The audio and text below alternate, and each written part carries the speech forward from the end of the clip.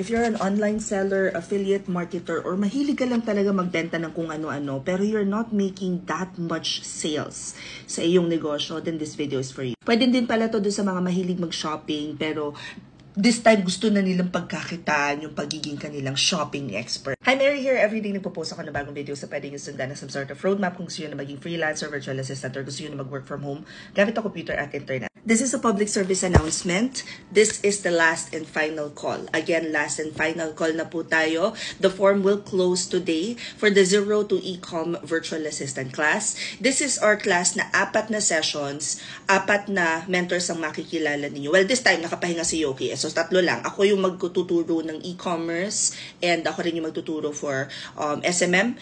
And apart from that, this is actually a good place for you to start. If halimbawa, naghahanap ka ng positions na non-voice, medyo flexi sana yung time. Or halimbawa, sabi ko kanina, kung ikaw ay online seller, no matter what platform you use to sell, and you're not making that much sales, so you wanna navigate around yung same market, but you want to be able to make an impact sa business ni client mo? Or gusto mo lang talagang baguhin yung buhay mo through online selling? Kung nakikita nyo yung success ng Brilliant Skin, or napapansin nyo parang lahat na lang yata ng content creators or influencers, nagbebenta na rin ng produkto nila. That is because the landscape for e-commerce has drastically changed. While maganda yung may mga brick and mortar, may mga pwesto talaga kayo, isa sa pinakamalaking overhead expense ng kahit anong negosyo is yung pwesto. So more people are now thinking about or probably already started planning yung kanilang online selling pero home-based lang. Ganon din guys sa ibang bansa.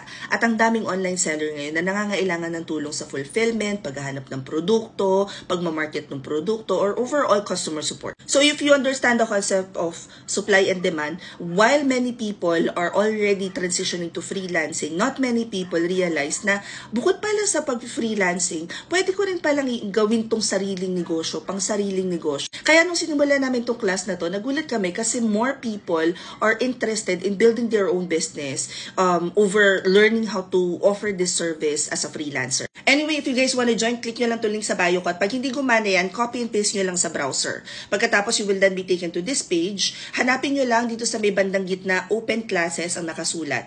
This class is only 999 pesos. I-click nyo lang tong 9990 to e-commerce at mabubuksan na niyan yung form na kailangan nyo i-fill up. Kung nasa Instagram naman kayo, ito i-click nyo. At pag di gumana yung TikTok at saka Instagram, punta na lang kayo sa Facebook ko, hanapin nyo tong video na to, makikita nyo sa mismong caption yung link to the form. Ganon din naman sa YouTube, nasa description box lang. So whether you're looking to start building your own e-commerce business or offer this service as a freelancer, you're kind of wondering paano nga ba maghanap ng product or winning product na tinatawag. If you want to be able to market a product and make sure that the customers remember to go back to you, or gusto mo lang matutunan paano nga ba mag-convert ng sales, then this class is for you. And again, the class is closing today kasi start na siya tomorrow.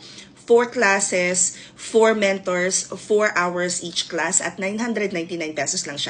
Yes po, kasama na doon yung mock interview, kasama na doon yung paano maghanap ng client, kasama na doon yung certification. But overall, the process itself will help you think about building your own e-commerce business. Hope this helps. Comment any questions you guys have about working from home. Follow for more work from home chismis. Bye!